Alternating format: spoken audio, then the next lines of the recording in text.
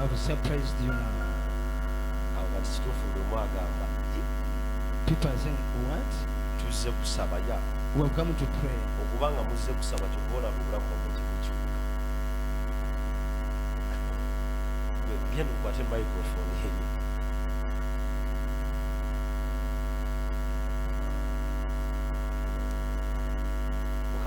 God is good. Let me repeat it. Me,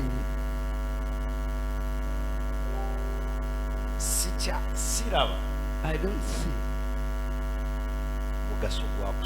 the usefulness of praying or praying.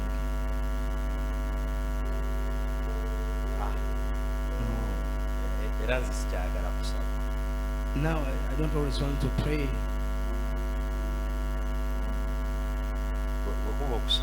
It's about prayer. No.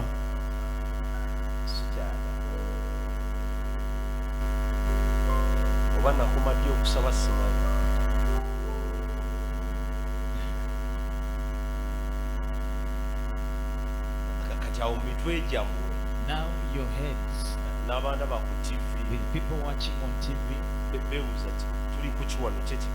they're asking what is going on.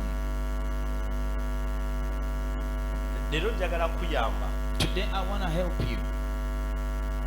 I'm going to tell you a certain mystery.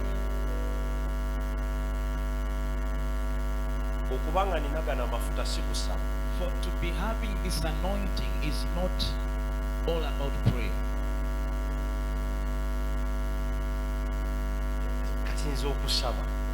So prayer.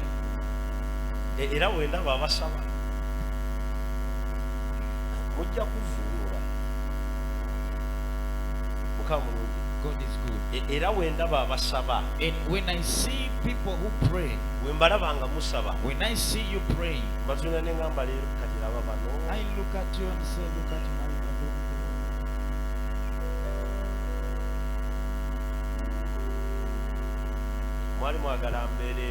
You wanted me to be a prophet, not a preacher. Yes, I became. So you have to endure with what I tell you. People who came on Friday, I told you. The king called the 2,000 prophets and left one. He left one. Why he left this one? Because he used to tell him what they wanted to hear. And when and he spoke what the king doesn't want to hear, and that was the truth. So what I'm telling you, it is the truth. In prayer, oral prayer,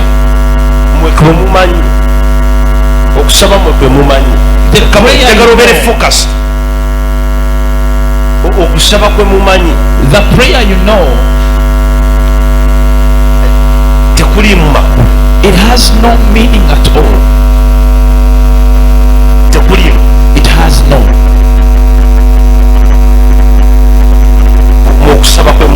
The prayer you know, it has no importance at all.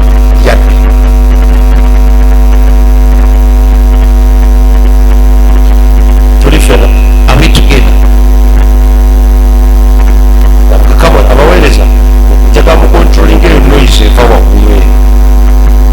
Control the noise of the children up there.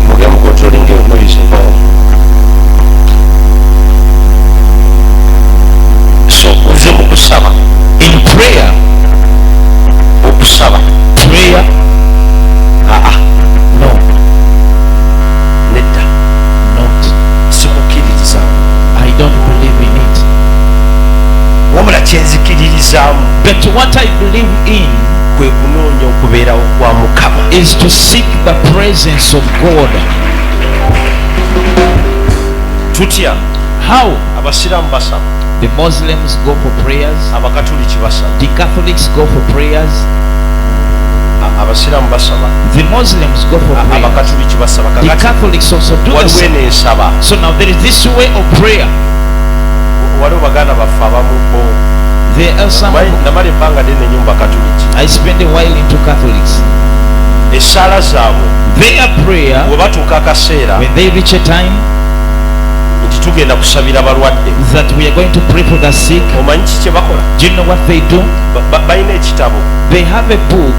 Come on,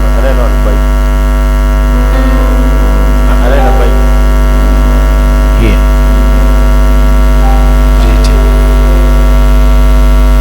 So when they reach there, the time of praying for the sick, what do?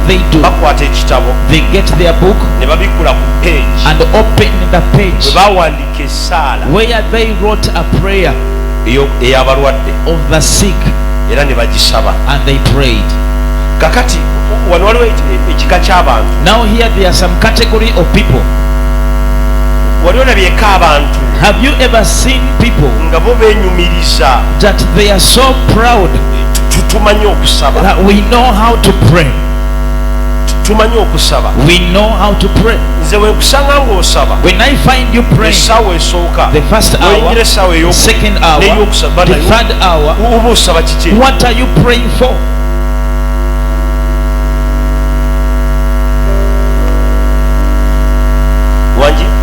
Hello. So what about they are people that are so proud. I know to pray. The question comes, when you pray, is there anything that happens? So me, I don't believe in the prayer. You're there praying. The way he's standing, he's going to start praying, and he start praying, and he leaves the way he came. There means that he's wasting time. That means I've been wasting time. The prayer I know, you stand and you start praying. The environment surrounding you, it changes. You enter your house, you say you started praying. The corners of your house, they feel that power. So you have been hearing things knocking to your mouth. You don't even hear. That is the kind of prayer.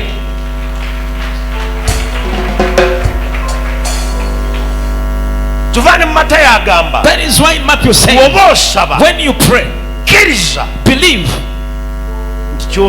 that what you pray, you've gotten it.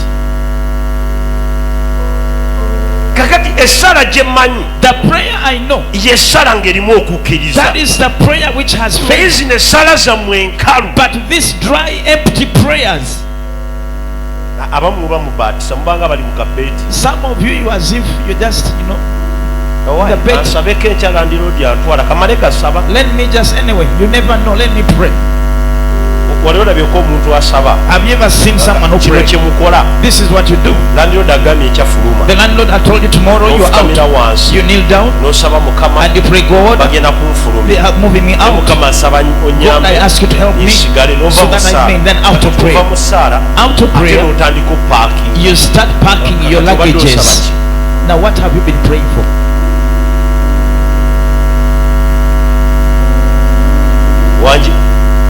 Hello? Let me repeat it. Your landlord is moving you out of the house. You go down on your knees and you say, now let me pray.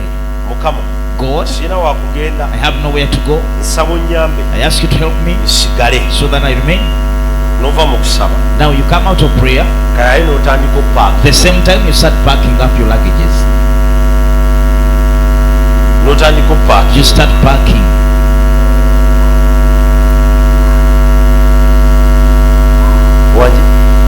Are you there? Okay, you prayed to God. Today I ask you to bring customers omaze osaba. You are praying. For example, kami njagala customer nga 10. You said you want 100 clients or customers. Omaze okusaba. You are praying. Kale ate wogenda osuubula. Now when you go for business, kansuubula ebintu nga bya mirundi 10 you say, let me. Musala wasabye 10. In your prayer you said 10. Mu kusuubula olese 10. In going for that you brought 10. Olaba contradiction. You see that kind of contradiction. Now let me ask. Mukama waleete ekyo 10 ky'ogamba. If at all, what if the Lord brings 100? Nga waleese 10. Then you brought 10.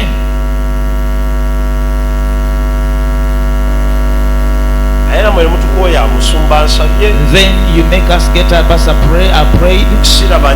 I don't see anything, but that change. It is you yourself who has blocked it. We pray and believe, but our acts gets different.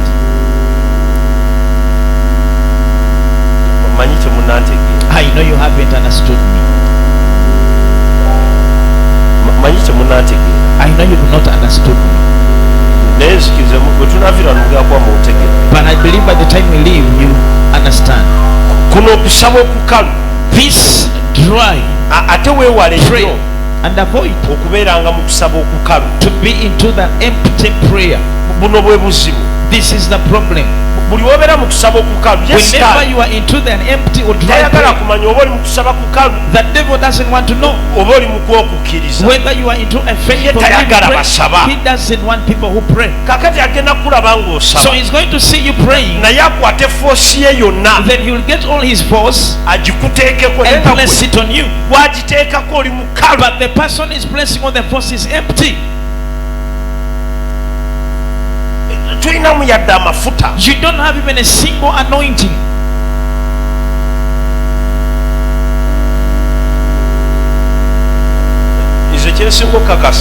What I'm sure of, everybody seated here.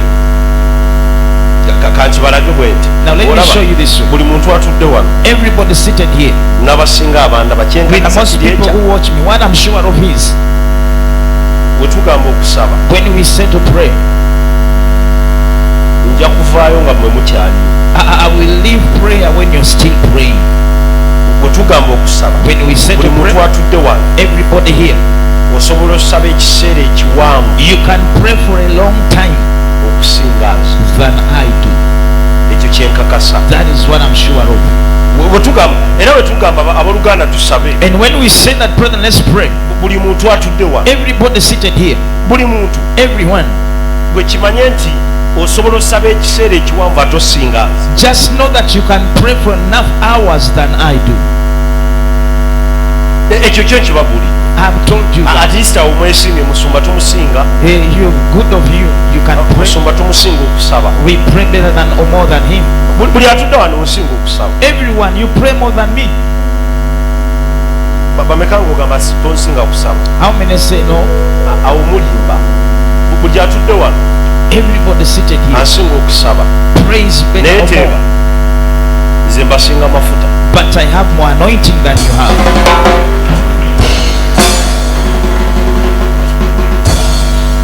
There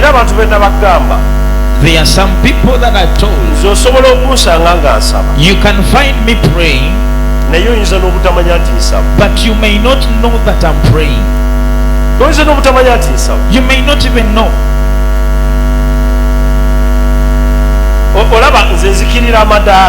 I come downstairs, coming on the pulpit, they are escorting me.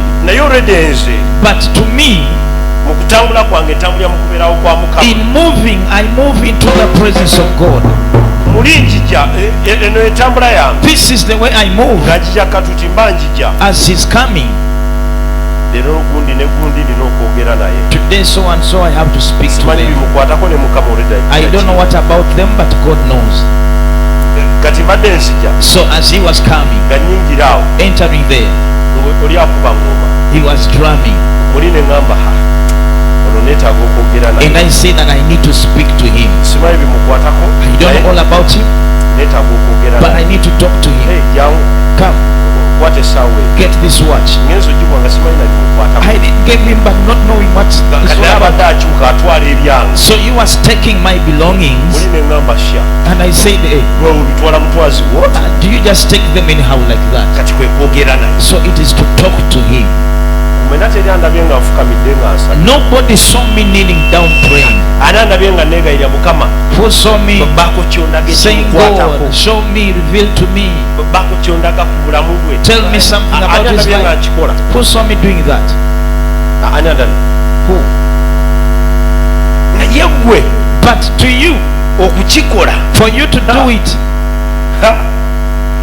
baaba gaba maviivi ne gatuuka ne gamyuka those n'omumyuka are knees which will have even scars. n'osooka otuyaga You first sweat n'okwata akatambala and neweesiimula get your hanky. n'oleekaana You'll need to shout. naye yadde akannya But even a single name,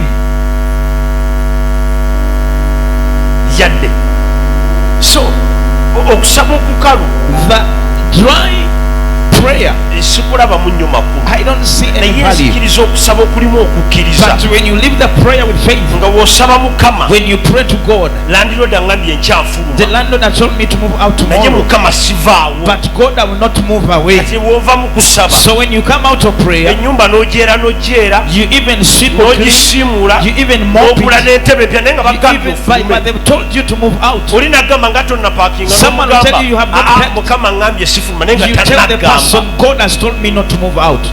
asimanyi oba nina byenjogera nawe Am I speaking to some people? kankiddemu bwe nti Let me do a repeat. landiroodi agambye enkyafuluma The landlord told you to move by bwe tomorrow, nokka ku maviivi and you go down on your knees n'omugamba mukama and you tell him, siina God, wakulaga I have nowhere to go. kansooke nsigale wa Let me first remain here. togenda wulya katonda ng'agamba nti sigala You will not hear God telling you remain. kati gw'omala okusaba After your prayer, kolayo ekintu kimu do one thing. topaakinga ngoye Do not pack your simula clothes. ennyumba Just sweep the house. kyaza n'abantu Bring people to this obagambe street. mwebale kujja Tell wange them thank you for naye nga bo coming. tebamanyi nti bagambye enkyafuluma But knowing they told you to move gulayo out, n'obugenda okunyumisa ennyumba then you saw gulayo n'obuwowoofu wemu buy perfumes. landiyoda agambe nga The tonnapaakinga landlord told you why you've not omugambe packed. mukama ngamba sivaawo Tell him God has told me olaba not. oba enkeera onaafuluma Then see whether you'll move tomorrow.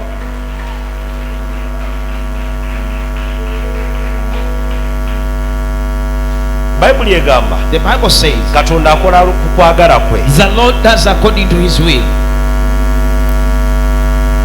naye leero kankibagambe But let me tell si you, buli kaseera nti katonda akola wayagala not all the time that God does the way he wants. atimes Ebiseera ebintu ebimu bituukawo nga we tubyagala things happen the way we want naye them to nga happen. katonda yagabiridde But God has provided. atimes ffe ffennyini At times it's we katonda ourselves. awandiika ekigambo mu bitabo byaffe eby'obulamu When he writes the words in our n'omugamba books, ssebo you tell him, bwe obwo bulamu bwewampa nedda is it the life you gave me? nze si bwe mbwagala That is not the way I want it. n'akutunda n'agamba ye And he will look at you and say, kale kankuwa ekyoyagala let me give you what you want.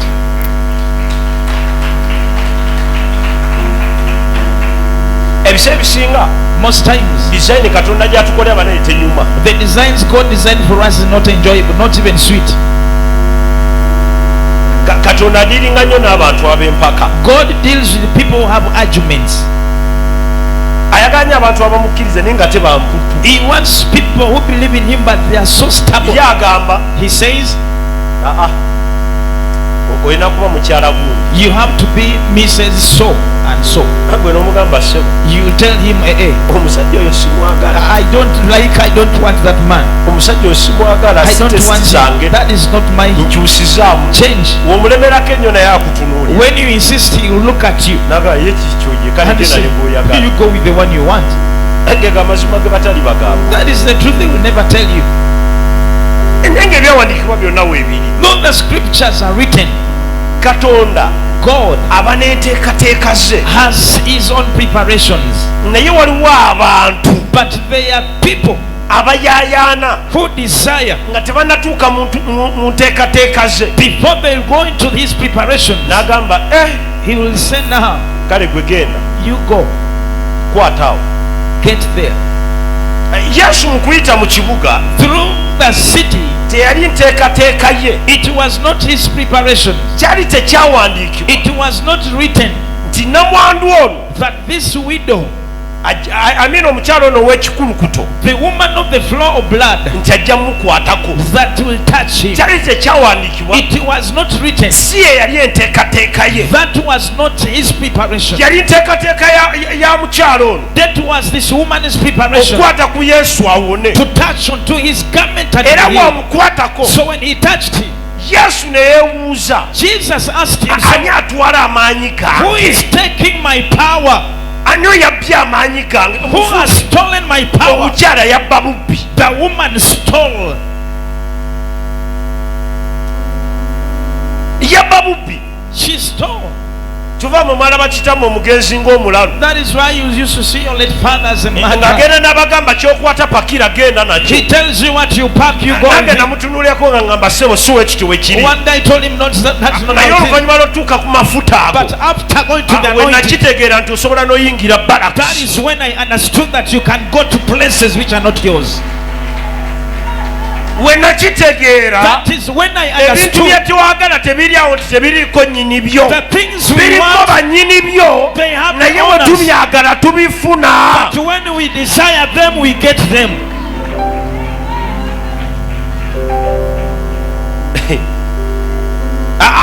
ennaku zino These days, omulenzi waweza emyaka 2 when a boy is 20 years, kizibu omusanga nga taliiko nnyini we it is hard to find that boy without a girlfriend. kizibu Hard. ne bw'owulya ng'omwegombye But when you feel you admire him, kisabire pray twala for it and pack and bajja take. kwogera wayonoona obufumbo bw'abagundi They will speak, you spoil someone's marriage. si gwasoose You are not the bajja first. kwogera kayingirira obufumbo They bwagundi say you know, you took entered the pit. si gwasoose You are not the first. olaba bayingirira bufumbo So bw'abasumba they entered two pastors' marriages.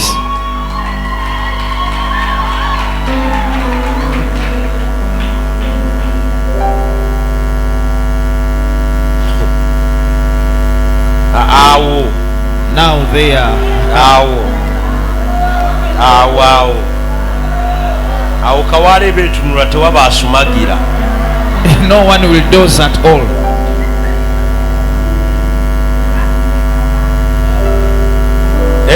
nabadde batandise osumagira kati bali attentive People who had started dozing, now they have woken up. eri mbadde mbeetolooza wano wewali ekinyusi I was beating around the bush. mukamulungi God is good. omusajja pasita yabeeranga Pastor, you used to be. bawala bange mujayinga baraks My daughters will enter the barracks. nali mu box by then I used to be in the box. Big baraks zenno mumanyi mwaga kuwamba musajja The barracks I knew. I thought you Never wanted to wagakuwamba bomb. Museveni. You wanted to take. naye nagenda okizula baraks kirala nnyo But I realized it was different. nalaba Something else. bakyala nga bajja So women musumba come. nina omusajja gwenjaga naye mufumbo Pastor, there is a man I want. But kati he's nsabira married. batabuke ne mukyala wenze Pray for neenyigewo me so that they get, I enter. pasita ng'amuteekako emikono genda The weenyigewo pastor will put the hands and go. neŋŋamba ki ekigenda mu maaso wa Attack. Songa mbele. awo namwe ne mukuba enu neŋŋamba ki ekigenda mu You maaso also shouted and said, what is going on? era lumu namugamba One night I told him. naŋŋamba olituuka ku ddaala y'abajeneraali olimanya He amafuta told me when you go to the general level, you'll know the kakati anointing. we nalituukako So when I reached on kati it, nkitegeera now I can understand.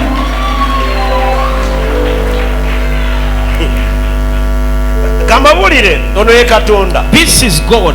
katonda atunuulira abantu God looks at people. kyekino kye nabagamba ku yakobo ne esawu This is what I told you about Jacob and Esau. enteekateeka ya katonda God's preparation ne isaaka with Isaac, omuweereza we his servant. isaaka ng'agenda ofa As Isaac was going almost down, enteekateeka ya taata the father's ne preparation katonda with God yali akwata amafuta ga isaaka was to get Esau's anointing gawa esawu and give it to Esau. kaakati mukyala wa isaaka So now Isaac's wife, Isaaka's wife ye nga ayagala mutabani we omuto wanted the young son. gyababeera n'amafuta to take the so anointing. Isaaka So Isaac ayita Esawu calls Esau. nga Katonda ali ku mabbali When God is ne aside, bagamba Esawu they told Esau, bw'oba oyagala osikira omukisa gwo if you want to inherit the blessing, genda ku ttale go to the bush okuleetera akasolo and akawoomu bring that good sweet tasting honey, tukuba omukisa so that we give you the blessing. Esawu n'afuluma Esau moved out, Katonda n'asigalawo ne and Isaaka God remained with Isaac. Katonda yali ali awo So as God was still, ng'omukyala the woman ne mutabani we omuto with the young son, bazze they have come okulimba muzibe olwo to deceive the blind man. Isaaka yali agenderedde emyaka Isaac was old, nga takyalaba bulungi that he akwata could no mukwasi longer nawulira see. Esawu Now Esau yalina omubiri nga gubeerako obwoya had the body with hair on his body. yakobo gugwe gwalinga mukalu For Jacob was, like ne you. bamusiba amaliba g'ensolo So they put the skin of the ne sheep. bamusiba amaliba g'ensolo They had to put the skin of the sheep. nga Katonda alaba God was watching.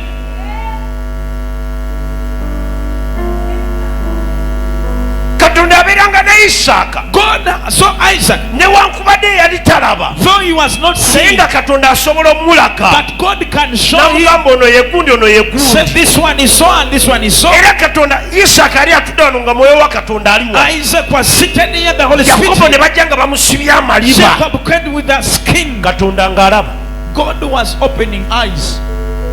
nayogeranga Esawu He spoke like Esau. Katonda ng'alaba God was nomuli seeing. agamba ki ekigenda mu maaso He was asking what is going on here. Isaaka Isaac n'akwata ku mubiri touched onto the laba body. wagamba Esawu He ozze said, Esau, you've come. Katonda teyagamba Isaaka nti osi Esawu God never told Isaac that is not Esau. yasirika He kept quiet. ono n'akwata emikono gye For he got his hand n'agiteeka ku Yakobo and placed onto nga Jacob. yamanya agiteeka ku Isaaka And then he knew that he Ku placed Esau. on Esau. naye nga Katonda alaba But God was watching. amafuta gonna All the anointing ne gabbibwa was stolen. naye ng'omukuumi But the protection atugamba tells us abakuuma ekibuga those who protect the bw'abanga city, si yakuumye bamala budde if at all he's not the one protecting this are naye wasting time. omukuumi eyandigambya Isaaka But the watchman who could nti have oyo told Yakobo Isaac si Esawu that is Jacob, not Esau, yasirika kept quiet. abooluganda Brethren, njagala obeeko ebintu by'okola Katonda asirika I want you to do certain things and God keeps quiet. akutunuulira ati And he looks at you mu lukwa lubeeremu and then he's on through the plans. kyova olaba Esawu ye yali yanyiiga nnyo That is why Kubanga Esau got yakimanya. annoyed, because he knew Katonda abadde mu lukwa ate amazima God has been in the plot, but Katonda yakyuka God changed n'abeera mu lukwa and he was into the yera plot. asobola ogamba Isaaka He was able to tell Isaac that they have stolen. This is naye Jacob, yasirika bw'ati but he kept quiet. oli nabba omukisa gwa munne The other robbed his n'atwala amafuta ga friend's munne blessing and took the anointing.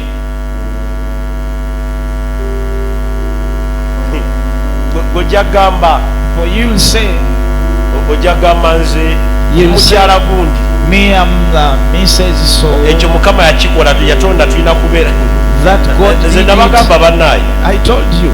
nabagamba ekintu kimu I told you one thing. oyimukira n'ogamba nti The day- munnange Katonda gwe yantonde You stand and say, this is the one God Baba. created for me. ng'ossa ogusemba You and you breathing the last breath. naye bw'obanga mukyali balamu But when you're still alive, olwana osigaze ekityo fight for your belonging, your own. ekyo ekigambo kyange kyokka kyembagamba That is the one I tell you.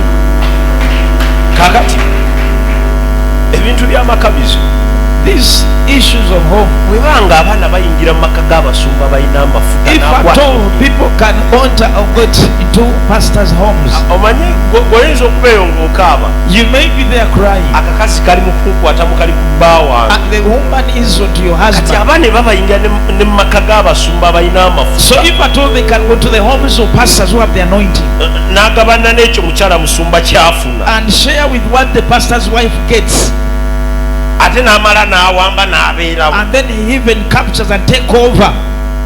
kati mwabasaba omusaba What about you who just pray?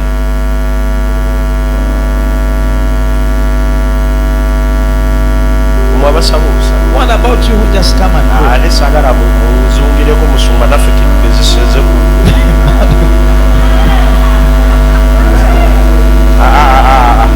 Don't.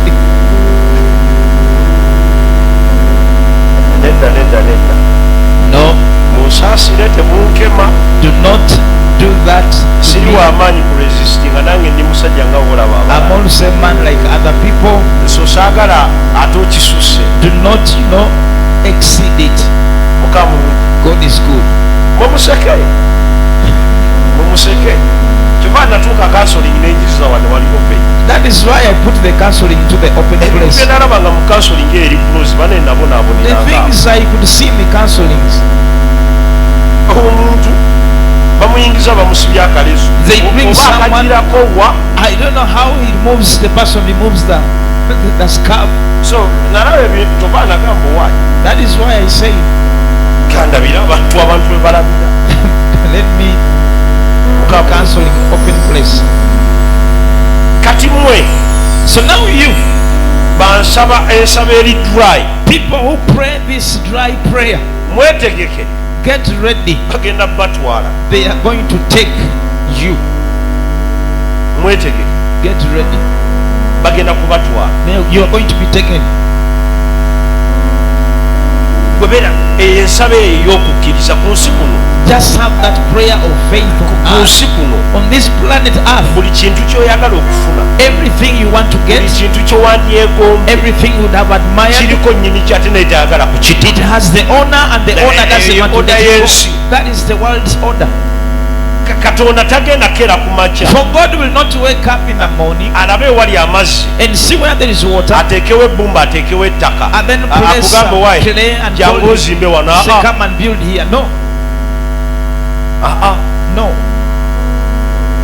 alina ettaka ly'omuntu lyagenda okugendako There is someone's land he will go, oli afuna ebizibu and the person will get afuna problems, ekyoyo ekitunda gets the spirit of ate selling, ng'atunda layisi and is selling cheap. kati aliguze So he will mu sell to kaseera you in the time ng'oli alina ekizibu when someone has a problem. ogenda kuba oyingiza ssente For you'll be earning money. kati oli waatuukira otunda So ku by the layisi time they come to sell, nga gw'olina weesigula layisi when you oyo have that money, mu kaseera in the moment omwami n'omukyala when a man and buli a woman, lunaku bayomba buli lunaku bayomba buli they lunaku quarrel, get bayomba misunderstandings every omusajja oyo day. agenda kutambula lumu akusange The man will move and find you asooka abeere mukwano gwo and be your friend. mutambula mwenna He moved together. mutandike You okwagalana start getting paka love anaatuuka agambe until he will say, kati gwe mukyala wange oli now mutadde you are my wife, I've left.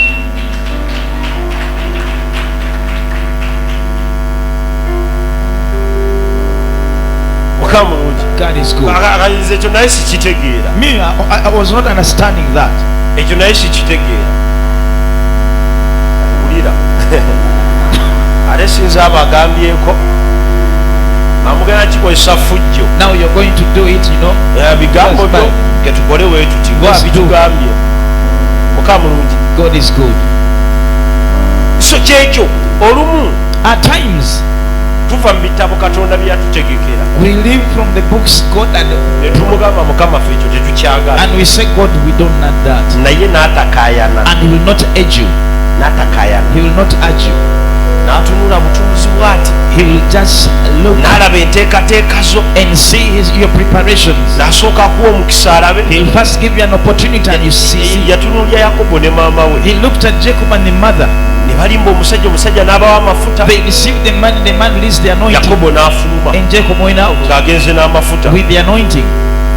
katonda n'agoberera And God followed. esawu agenda By the time Esau came taata we back, n'amugamba the father said, owayi simaze okuwa omukisa gwo hey, haven't I blessed you? esawu n'amugamba muzeeyi n'akatuuka And Esau said, I've just come.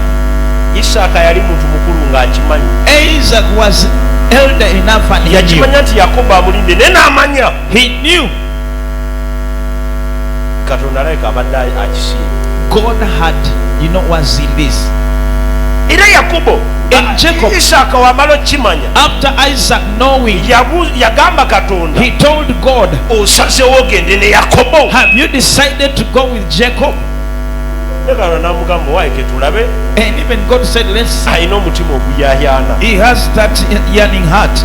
ku nsi kuno waliwo abantu abalina ebintu naye nga tebamanyi bikozesa There are people who have things, but they don't know how to use them. wano waliwo omwana ow'obuwala wakuzibwa engeri gye bakwatamu omusajja There is a girl you brought out naye to waliwo know. obuwala obutamanyi ngeri gye bakwata musajja kamuyina kamuli awo kamugala There ebanja are people who don't know how to handle kati men. mukama agenda kikwaga omufuneko So bwoti the Lord is going to do it, and then you'll get him. ogenda gwe nesirikire n'okwesirikira. Mukama mulungi. God is good.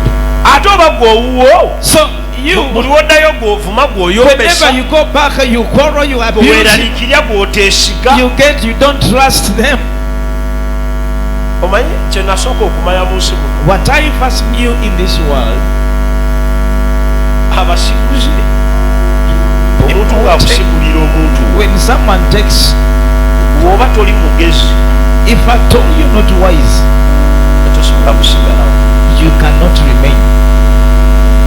Waliwo olumu omukyala eyajja One day a certain woman came n'aŋŋamba muzeeyi and told me, Papa, omusajja the man yafunyeyo akawala. got a certain girl. Ne mugamba kawala katoko oba mukazi mukulu. Said, is she young or is she a woman? N'aŋŋamba kawala kato. He said, this young girl. Ne mubuuza okamanyi. And I asked her, do you know her? Olwezi ntera okukalaba. Yes, I always see Ne her. mugamba gy'okankubira I ekifaananyi said, just bring, I want that photo okiyimbe. and bring it to me. N'akindeetera. And she brought it to me. Bw'akindeetera n'alaba engeri gye kaali kambadde. I saw the way she was dressed. N'entunuuliro najjidde mu And gomesi. I look at this one was coming to a traditional wear. Kaakati Now, ne mugamba owaayi. and I told her, Nali ng'omukazi mu kaseera ako saaliko yadde omwoyo. at that moment I had no spirit at Naye all. nanoonya engeri gye nsobola okifurayizi nga kye nali njagala omukolera. But I looked at the way I had to phrase it, Ne kimbula and I failed. ne mufera. I just had to Ne deceive. mugamba Mukama agamba I told her, God is saying, genda ogula olugoye go and olumyufu buy a red cloth, nga lukoma Short. ate nga ndaga ndi sirias showing very serious, nga lukoma wano. short, Oguleyo ne lipstick biki. then buy with even Mukama alina kyagenda okunda. lipsticks and what is something God Ndi is. mu bufere.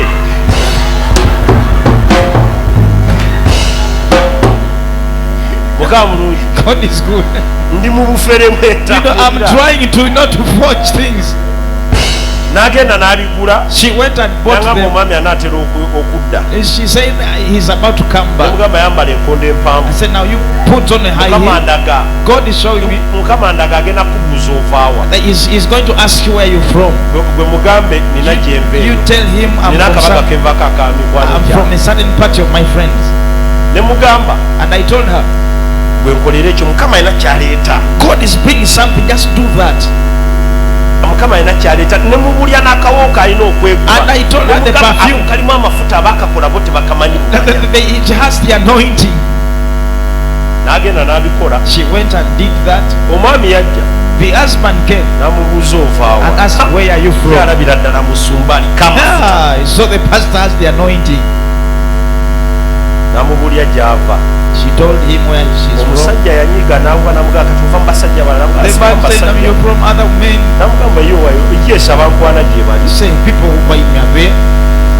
Actually tulina kye twakola There is something we did ne mutabani wange with one of us.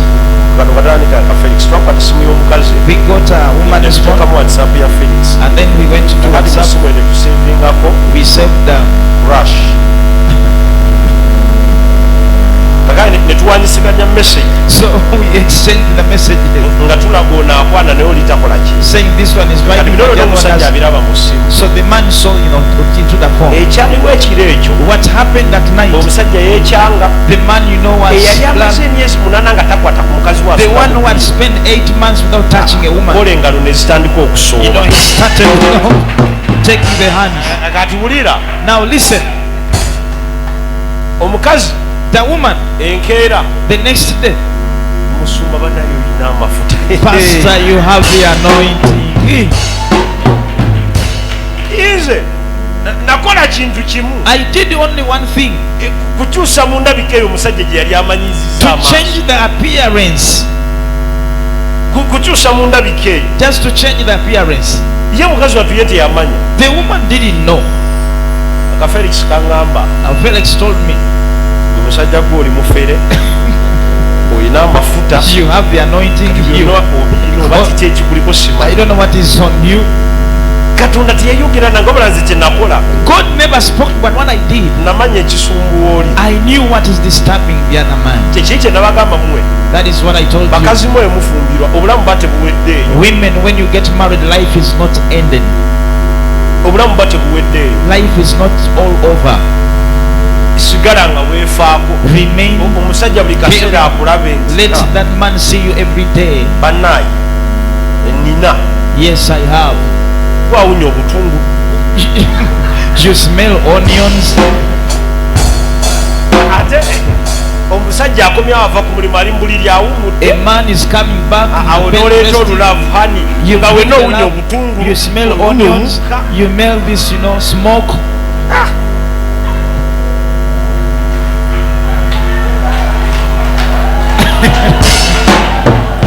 Wanje.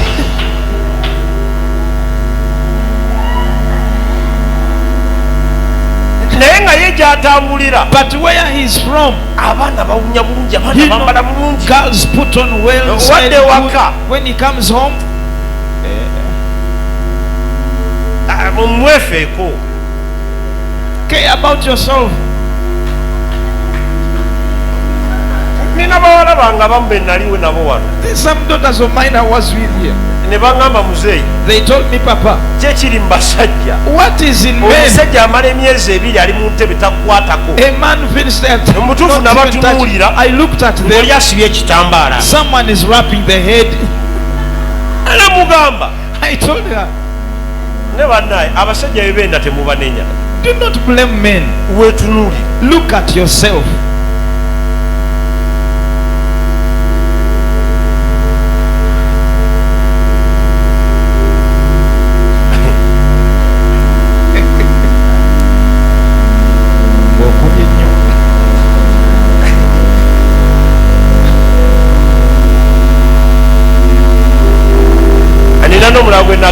Now I told someone, gwe mwaka ku mwaka year to year, totambulamu. you don't move. omusajja mwaka ku mwaka akulamu. A man sees you year to year. gendako ewammwe wawumalere weeks. You go at least in your home, take 2 weeks. ogenda okudda nga alaba. The time you come back, he sees. alaba kipya. He sees something new.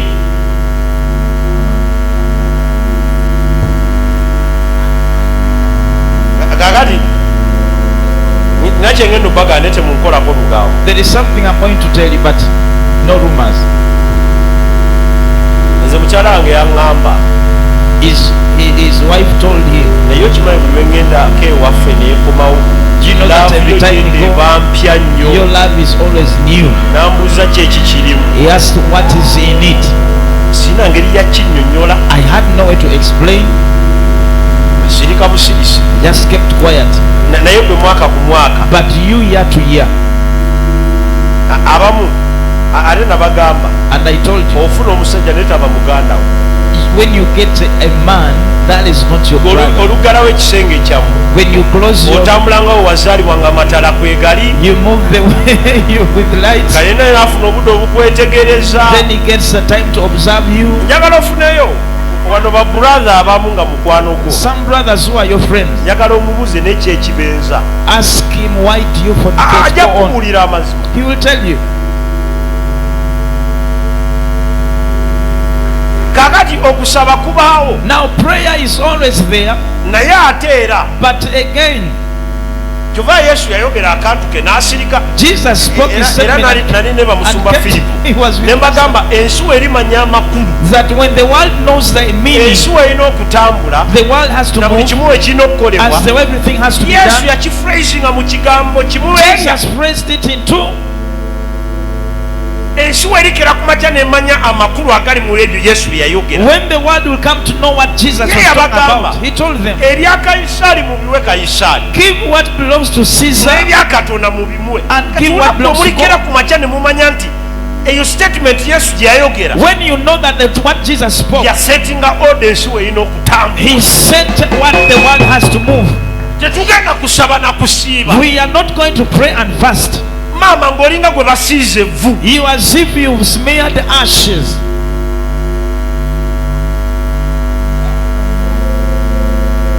ombise kojja kale kangendera awo. sirina buzibu kangendera awo.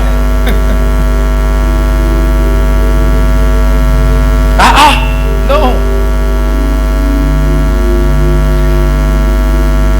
Tetugenda. We shall not go like that. Mukama kuuma amaka gange. God protect my home. Naye ng'osaatuuka busaatu. You just move anyhow in Nagalarius. Abamu asala ne expense ne musala kaati. Some of you had to cut off the hair. Kakati omutwe gwo n'ogwa omusajjawo tewali njawulo. So now there's no difference between your head and your husband's head. Kinyozi y'omu abasala envi. The same saloon man who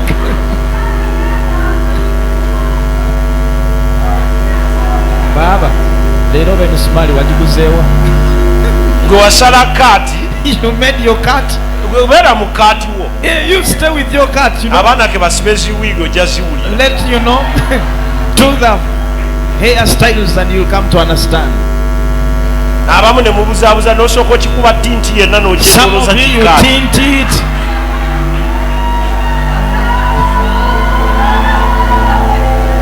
Kambabuulire.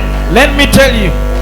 Wabala 2:18. When you count 20, when natandika okuweereza. When I started ministry. 2:24 almost ngenda myaka nga 7. That is in almost 7 years. Mulimu abantu okuva 2:18. There are people from 2018. Enviri ze nakusaaga nazo paka nakati z'olina. The hair I found you with is the same hair.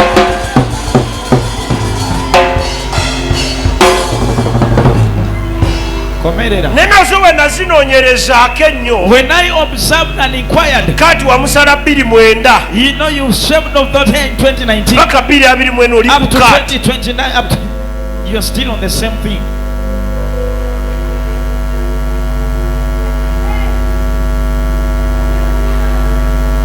Kyova ffe kanisa eyaffe. That is why our church, nina be nagambye. There are people I told. Ebyokubeera abatuukirivu ebyo mubizze ebbali. For you being so holy and righteous, put it aside. Lumu.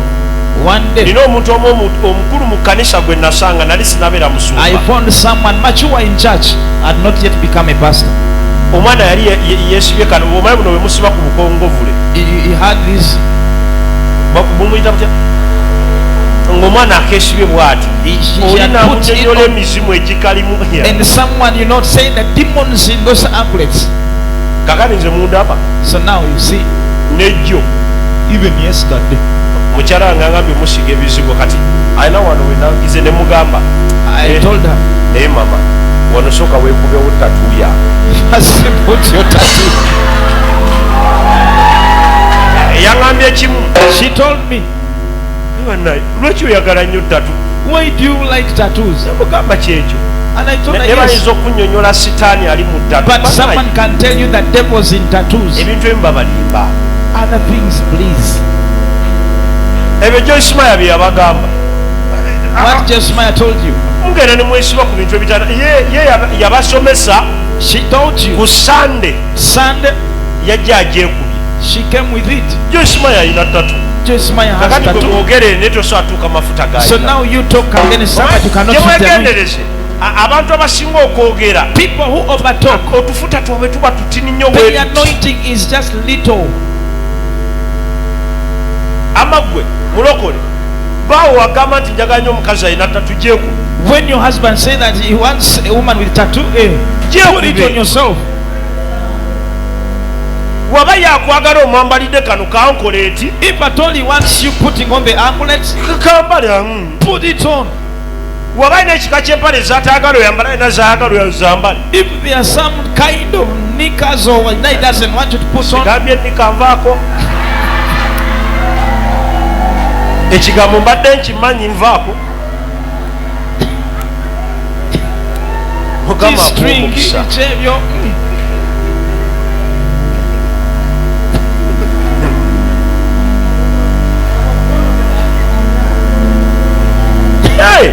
Yesu yabagamba banna ebya Kaisari mubiwe Kaisari. Jesus said give to Caesar what belongs to Caesar.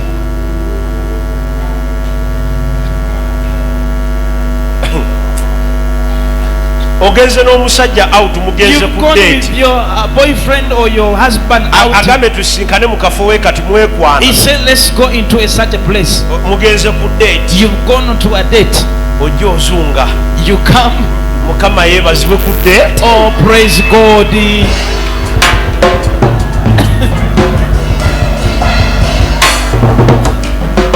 awo katonda omwesigalize mu mutima. Just let your God be in your heart.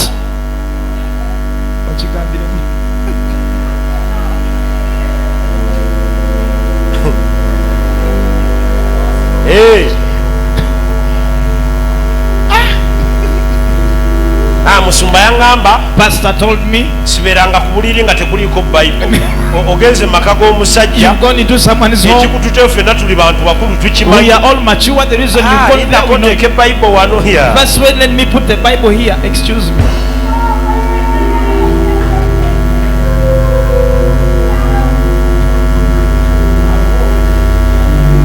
Mukama mulungi. God is good.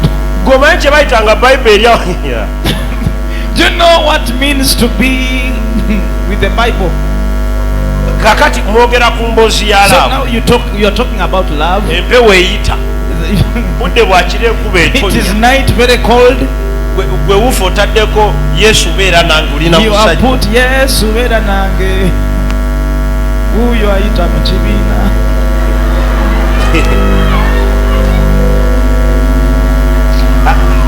kakati nze Now, era nagamba abaweereza I told the ministers, buli kintu kirina mundu yaakyo. everything has its mood.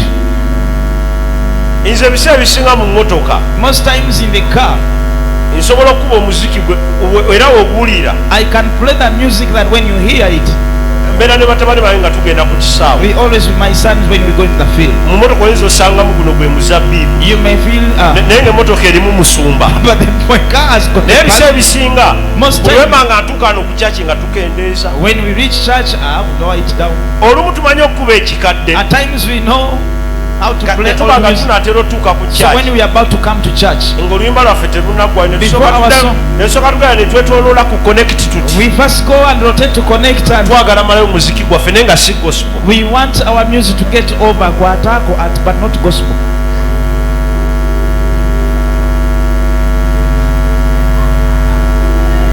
Yesu yabagamba Jesus told them, akaseera ka Kayisaali we katuuka nga when the abanja time ebibye, of Caesar comes, bimukwase mu bujjuvu waabyo bikole ki give to him.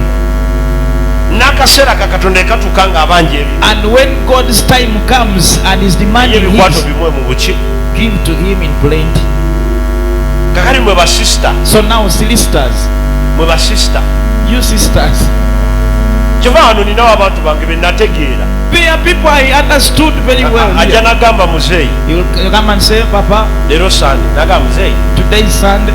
friday siriiwo ne sande konze lwaki Friday and Sunday I'm not there. nati omwami agenda kubawo ate mala ebbanga ddene nga The simumanyi. husband is coming back and it has been while simugambanga nako basibagambangako that I've never told. nti aa No, waganya ojje you come. mukono ya musitamu eyo ensonga I just say, etegerekeka that is a reasonable reason. etegerekeka. It is reasonable. It's understandable. omwami waba akola safari When your husband goes wiikendi eno waali this weekend, ayagala is kubeera there, nawe lunaku he wants to be lulamu there all day. nga bamuzeeyi sigenda sobola Tell me I will not be there. I will not come. nja kukubonera mu I sitamu will just stamp for you. awo basoma ajja kugamba Now, pastors oleseewo will tell you, katonda olw'omwami now you've cancelled to come for prayer waba because of uli your yali husband. aganye obeere mu kyaki nga tayagala abe na musajja lwaki yamukuwa. Why did he give it to you if he wanted you to be in church? mukama mulungi. God is good. So esaala The prayer, nga nkalu when it is empty, tugenda ne tusaba mukama kuuma obufumbo bwa we go on praying, God protect my marriage. olwo olutalo lw'okusaba ne luba nga luwedeka tugenda mu luli physical Now we are going into a physical. kapya ki kogenda okukolera amaka go What new thing you're going to do for your home? naye wonna asaba busabi n'osigala awo. But when you just pray and leave it there like that, saba ng'olina kyokola. pray as you're doing something. saba mukama akume bizinesi yo. Pray for God to give you a business. Naye nga wogiyiriza. As you plan for it. Omanyi bizinesi zibaamu obubadi. You know, business always have, you know, skills and zibaamu obubadi. They always have. Ojagamba nze nsaba busabisiteeka bubadi mu bizinesi yange. You will say, I don't put, you know, awulimba. add more things in my business. You're lying. Saba mukama. Pray to God. Naye nga wokiteeka mu nkola. But as you put it into action. Kati essala yamwe gyempakanya yeno ey'abalokole. So the prayer that I'm against with is, n'osaba essaawa emu bbiri ssatu. You pray for the first hour, second hour, third hour. N'ovaawo nga tolina kyogenda kukola. You go without doing anything to kyobanga do. tubagamba Katonda asobola okukola buli kimu. That is why we say God can do everything. Naye sibagambangako. But I've never told you, oba teri yali abagamba. or no one has ever told you, gende waka weebake bwebasi sente zigenda ku. Go home, sleep, money will come. No. Tukusabira mukama akuwe sente. We pray that God gives you money ng'ayita mu mirimu gyo. through your work. Mukama akuwe omukisa. Ng'ayita mu mirimu gyo. Through your work. Si byakutuula butuuzaawo. Not just to sit there. Kati tuba tusaba. So when we are praying, Mukama, God, enjuzi nabwe nagamba. I told someone recently, andi bubi. It's very bad on my name. Musumanyaga musajja, musumanyaga musajja. Pastor, I want a man. Pastor, I want a man. Namubuuza otambula tambula. I ask you always move. No. Waka muli. Oh, more baby. Oh, more waka. Bwe bagambe naffe twabeeranga ku church waka wejje twabajja. Do you mean we just used to be at? Oyitamu nko. At times you.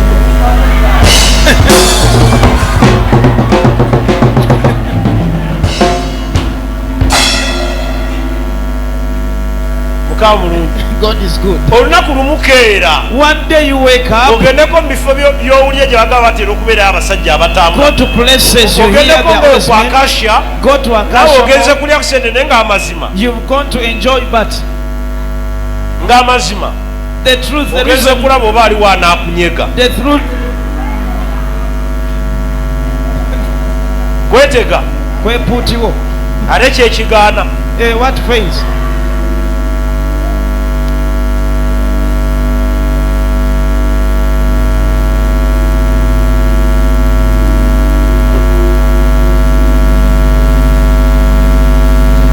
Ebintu ebimu. Certain things. Olaba Pastor Iga. Pastor Iga. Nabagamba. I told you. Yenga wokeera ku makya. That when you wake up. Wokeera ku makya. When you get up. N'omugamba nti mubi lwe lutalo lutagenda kukuba. And you tell him that he's. Oli omusajja yali ayagala obulungi. You know he wanted ate ng'ayagala abantu goodness and he wanted good people. Atya. How? Ejjukira lumu. Remember one day. Bakeera ku makya ne bafuna program. They got a program. Ne bateekamu omuwala. And they put a girl. Ne bateekamu omuwala. They put a girl into the program. Nali mu kisenge kye. That he was in his room. Program eyo n'egenda ku mpewo. The program went on air. Yagamba. Say. Akawala nga kabi kano ke bataddeyo. This girl is so ye. Bateekeyo omulala. Then they put another girl. Namugamba naye kakola kye kaagala. I said, but she does what? Nangamba bw'olaba He said, you see. Abantu abala program eyo tebaagala oli byakola. People who watch the program, they don't want what she does. Baagala beauty. But they want that beauty. Kigali yakera ku makya. That is why. NBS zisoma amawulire zibukedde zisoma amawulire. NBS read news and. Kali ye n'aleetako etukyuseemu. Now he brought this list. Tewakuli abawala Abanyarwanda. Nyarwandi girls. Namikwano gyange yaŋŋamba. My friends amawulire ga TV yamwe lw'abawala abo. We always watch that television because of those girls. Ye yali target ye. That was his target. God is good. Kati omuntu buli waba ng'otambulamu. So when at all you move around, atosobola kubulwa. You cannot lack. Kakati gwe kitunuulire. So now look at it. Osaba Mukama, njagala ompulirize. Listen to me. Osaba Mukama. You pray to God. Njagala ompe omusajja omugagga. I want you to give me a rich man. ebifo bye mutero songa mu Kololo, the places you point at Muyenga, Muyenga, naye omanyi gy'obeera, but you know where you stay? obeera wano mu ghetto ze Bwayise Kawaala. Bwayise Kawaala. W'otambudde nti bizinensi eri wali mu ghetto ze Masanafu. When you go, you are in Masanafu. Kakati w'ogamba So when you say Kawaala awo, Kawaala, Bwayise, Bwayise, Kaleerwe, Masanafu, w'ogobera awo. that is where you. Katono omusajja omugagga abeere Muyenga agenda mukuwaata. So now how will you agenda get, kusanga wa? how will he find you?